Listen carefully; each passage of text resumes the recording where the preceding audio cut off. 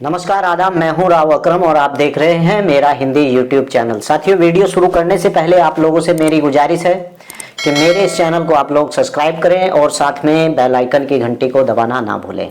तो चलिए आज हम बात करेंगे कि आवास आवंटन यानी कि धारा 122 ग के आधार पर ग्राम पंचायत के अंदर आवास आवंटन होता है। और साथियों, आवास आवंटन या फिर पट्टा गृह निर्माण के लिए भूमि आवंटन का तरीका और क्या क्रम है, इसके बारे में आज मैं आप लोगों को पूरी जानकारी दूंगा इस वीडियो के माध्यम से।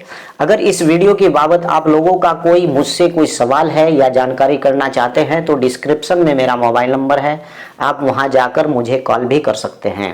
तो चलिए जल्दी वीडियो शुरू करते हैं और जानकारी करते हैं कि आवास यानी कि आवासीय पट्टा आवंटन किस प्रकार से ग्राम पंचायत के अंदर किया जाता है और किन किन लोगों को उस प्रस्ताव के अंदर लिया जाता है। तो चलिए वीडियो शुरू करते हैं। साथियों, आवास आवंटन पट्टा गृह निर्माण के लिए भूमि आवंटन का तरीका एवं क्रम यानी कि धारा 122 ग।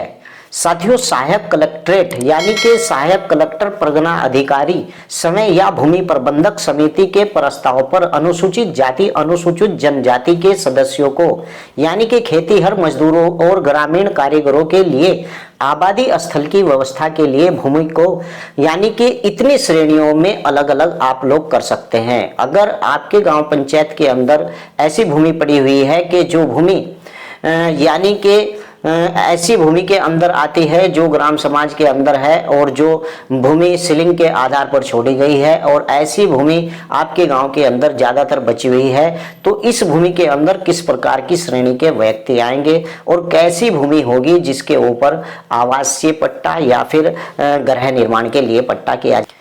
नंबर 1, जमींदारा उन्मूलन एवं भूमि सुधार अधिनियम की धारा 117 के अंतर्गत ग्राम पंचायत पहले गांव सभा में निहित भूमि चाहे कृषि योग्य हो या नहीं हो, ऐसी भूमि के ऊपर। नंबर 2, भूमिधर या आसामी स्वामित्व यानी समाप्त पर भूमि प्रबंधक समिति के कब्जे में जो भूमि आ गई हो, यानी कि अगर किसी व्यक्ति के पास पट्टा था और उसका स्वामित्व खत्म हो जाता है और उस भूमि का स्वामित्व भू प्रबंधक समिति के कब्जे में आ जाता है, तो ऐसी भूमि के ऊपर। और नंबर 3, जमींदारा विनाश अधिनियम की धारा 13, 14, 186 के अंतर खाली भूमि मान ली गई हो। अगर आपके गांव के पास धारा 113, 14 या 186 के अंतर्गत खाली भूमि ऐसी मान ली गई हो, तो उस भूमि के अंदर भी गृह निर्माण यानी कि आवासीय आवंटन पट्टा होता है।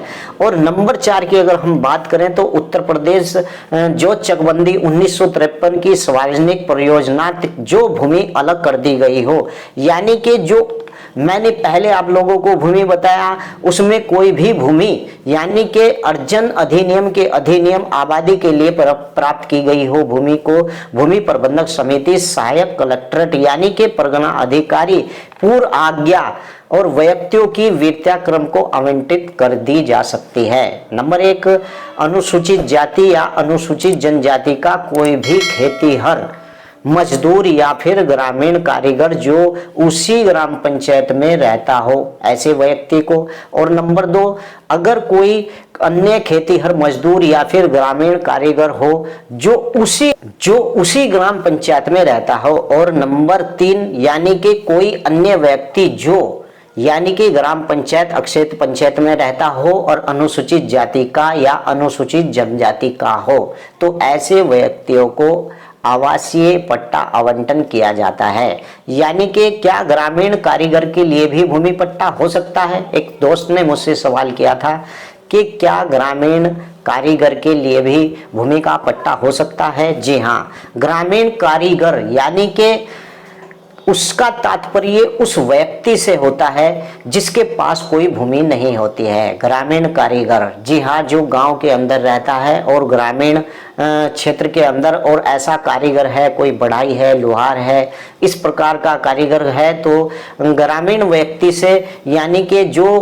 कारीगर है ग्रामीण कारीगर, उसका तात्पर्य उस व्यक्ति से होगा जिसके पास कोई भूमि नहीं है, जो जिसकी आजीविका का मुख्य साधन यानी कि परंपरागत औजार उपकरण और अन्य वस्तुओं या सामान या निर्माण या मरम्मत करना जो कृषि या उससे संबंधित परियोजनाओं के लिए उपयोग में आते हों। अगर कोई ग्राम पंचायत के अंदर ऐसा व्यक्ति है कि जिसके जो औजार बनाता है इस प्रकार के, जैसे हल बनाता है या फिर किसान के लिए कोई भी औजार बनाता है और उसके पास गांव के अंदर कोई ऐसी भूमि नहीं होती है, तो वह भी व्यक्ति, ऐसा व्यक्ति को भूमि आवंटन हो सकता है। यानी कि जो निर्माण कार्य करता हो उन वस्तुओं का जो किसान, यानी कि किसान की खेती बाड़ी के काम आती है। और इसमें कौन कौन सी जाति, यानी कि इसके अंदर बढ़ाई, जुल्हा, कुम्हार, लोहार, रजतकार, स्वर्णकार, नाई, धोबी और मोची और अन्य व्यक्ति भी हैं जो इस सामान्यतः अपनी जीविका को और शिला को समय समय पर परिश्रम करके ऐसे गांव के अंदर अपना जीवन यापन करते हैं। इस प्रकार के लोगों को भूमि का पट्टा ग्राम पंचायत के अंदर दिया जाता है। तो साथियों, आज मैंने आप लोगों को जानकारी दी कि गांव के अंदर भूमि आवंटन पट्टा, यानी कि आवासीय आवंटन या फिर पट्टा गृह निर्माण के लिए कैसे व्यक्तियों को दिया जाता है। जी हाँ, इस वीडियो की बाबत आज मैंने आप लोगों को बताया है कि ऐसे लोगों को भूमि का पट्टा दिया जाता है।